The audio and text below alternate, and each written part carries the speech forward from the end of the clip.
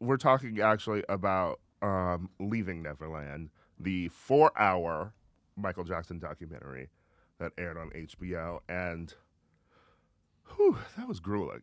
The thing with any of these instances, like, it's obviously the failing of this individual who is like depraved and all of that. But it really is on every level. It is a failing from everyone. Like, I think Harvey Weinstein was a failing from all of Hollywood.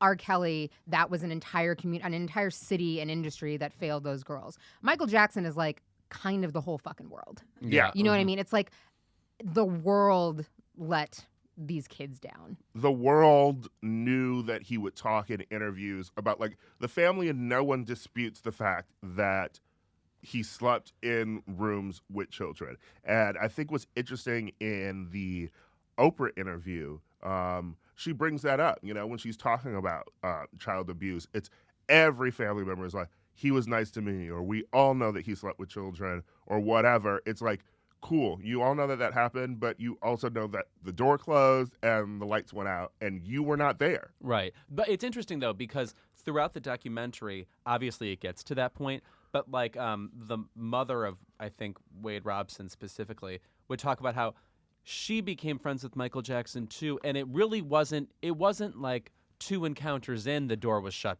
in front of her face. It was maybe like 5 or 6. So it's just, there was never seismic shifts into, oh, now he's ensnared my kid. It moved sort of slowly to that world. So you could see the hotels moving right, was particularly a story. It was hard. It's hard though, because I mean, obviously this is also layered and complicated, and like, it's not the fault of anything. It's Michael Jackson's fault. But it is hard to, like, Wade telling the story of, like, when his family went to the Grand Canyon and he stayed at Neverland.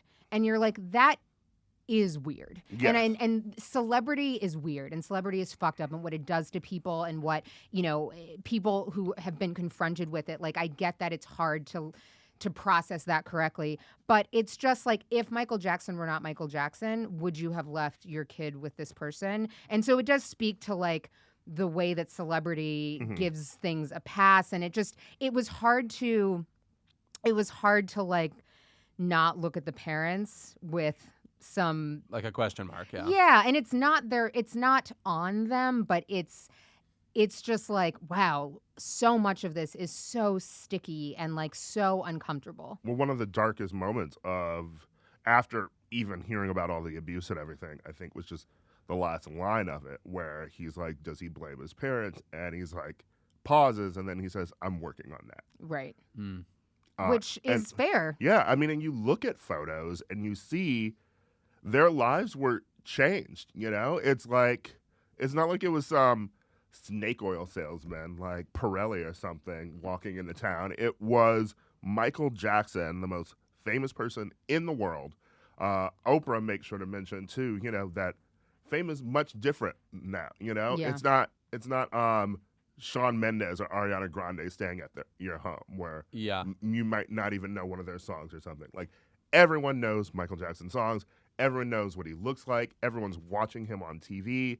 And when that man steps into your home, like, even the grandmother, when she's telling stories about it too, she's like, I don't know. Yeah. Right. No, there's an air of infallibility people ascribed to him just because he was not only so famous, but also so seemingly welcoming. You know what I mean? Like, you're grateful that he's approaching you. And he's been famous for so long, since he was a kid. So it makes you feel like you know him. Right. I hope, of the many things that come from this, because dear God, something has to. I think one of the things that I've been reading about a lot is people saying, like, a pedophile or an abuser doesn't look the way that you think they look. Like, a monster does not. It's not like the way that every rapist is not a man in a trench coat grabbing a woman down an alley and raping her. It often looks like your uncle or your boss or, regular people. And so sort of the face of, because that was so much of it with him. Like, we couldn't believe it because it's Michael Jackson and he's famous and he's childlike and all of this bullshit. But it's just like, abusers and monsters don't necessarily look that way. And it's usually someone because most childhood abuse happens with, an enigmatic family member or someone connected to the family. Right. Also, I think it's just, there is something still mind-blowing from like a casual pedestrian looking in vantage point of just how how in certain ways Michael Jackson is just incredibly guileless. The fact that he would have Peter Pan as the emblem for his entire life is just so gross. It's so gross to value a character who, above all else, is just a kid forever. I mean, it's just a weird thing to think has, spiritual merit. I don't know. No, and even the idea that there were so many rooms, in that place. Oh yeah, the amount of places with beds. Yeah, and it's just that's the stuff where people talk about how crazy it sounds. The mom coming in is like, "Oh, you were in a secret room." I'm like, "But we see them. Yeah, they're there." Yeah. What's interesting is I've also been reading some reports from people like Rolling Stone and Forbes who covered like the trial in 2009 and in 94, and there was still this feeling from the media that those trials were circuses. You know, and it was, you can see it with the fans. I'd forgotten about fucking Dove Lady. Of course, yes. Yeah. Icon. It's like I was watching second act. Her is just, the first one. It's like, do you still believe all these people? Do you believe that it happened to every child? And for the famous people who say, no, it never happened to me, you're like, are they lying? And then you start to think, if Michael's an abuser, you can't think of him as this childlike person who stumbled into abuse. You have to think of him, this was methodical, and these rooms, which makes it also seem like, well, then of course he becomes friends with Macaulay Culkin, because you can have one high-profile kid who's going to stay with you and nothing happens, and then for life, they're a person who can say in the media, didn't happen to me. Something I've learned is there are a lot of people who forgive this or don't. Like, I've actually been shocked at how many people I've seen who say they don't believe them. Right. Like Still. it's still like watching the documentary, they've watched it and they're like, I don't believe this. They said at the other trial that he didn't molest them, and it's just, I know, because I know how we treat victims, and I know that it's hard for people to understand, like, if you're someone who's been abused, why you would lie about what's happened to you. And the idea that, like, they both talk about how both men, like, still have love for him and how you could still love your abuser. I know that that's difficult and hard for people to understand if it's never happened to them or if they haven't put effort into understanding what it is like for people who have been abused. People online but doing a that lot whole... of fucking Yeah, people.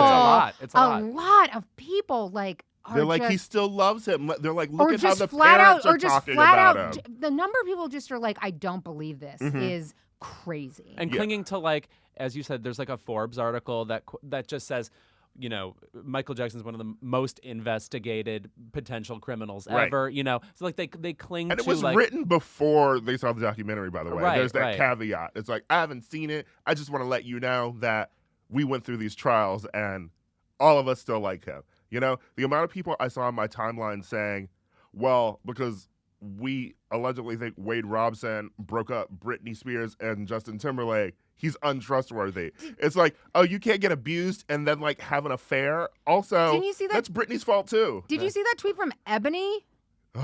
Like, Ebony is out here, like, they're trying to bring him down. I'm like, everybody needs some help. Every last one of us. We need to collectively as a globe go into some sort of therapy and counseling, because what the fuck is wrong with Well, people? of course, Ebony thinks people are out for money from Michael Jackson because they ain't paid their fucking freelancer. People are out for money from them. Difference is people just want $235 for something they did. And what's one last thing to wrap this up, there's also, what is the family thing? And you constantly think about, Janet, who I'm such a kept huge her fan mouth of. shut.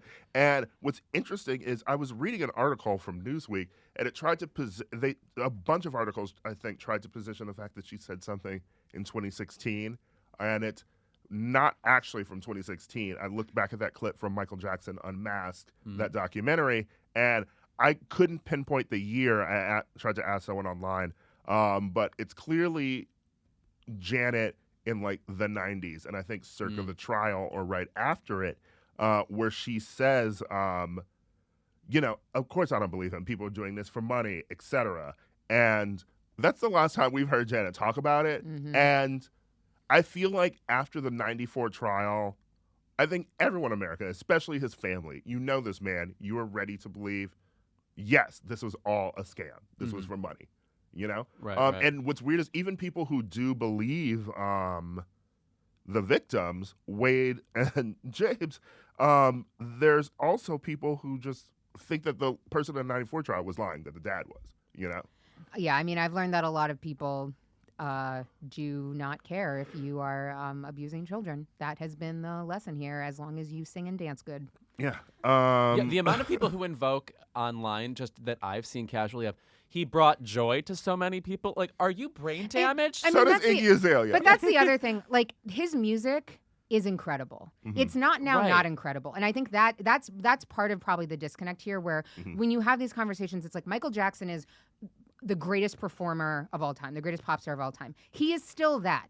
He was also most likely a pedophile. And I think that saying like now the music is bad. I feel like I've said this like 100 times, but like the music is not now bad. The music is harder to listen to. Yeah. It's all harder to swallow. But the notion that like the legacy of the art is fully now gone is ridiculous. Like Thriller is still incredible, and this other thing happened, and it maybe now changes the way we talk about Thriller. It probably changes the way we listen to it, but the idea of just like it's all been scrubbed clean because we've now talked about who this person really is asinine. And it's definitive music. I mean, if you think of that era, like 1983 does not exist without Thriller. Just the way, quite the same situation. But for instance, like Jerry Lee Lewis, who had like his own, like married his cousin when she was 14 or whatever.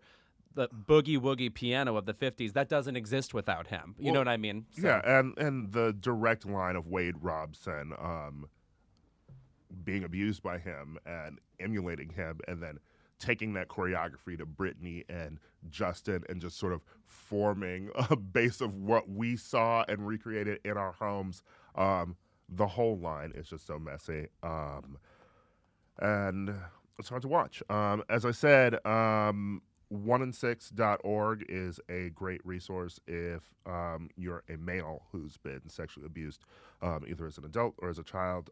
So you should visit it if this conversation or the documentary was too hard for you to talk about with anyone. We'll be right back.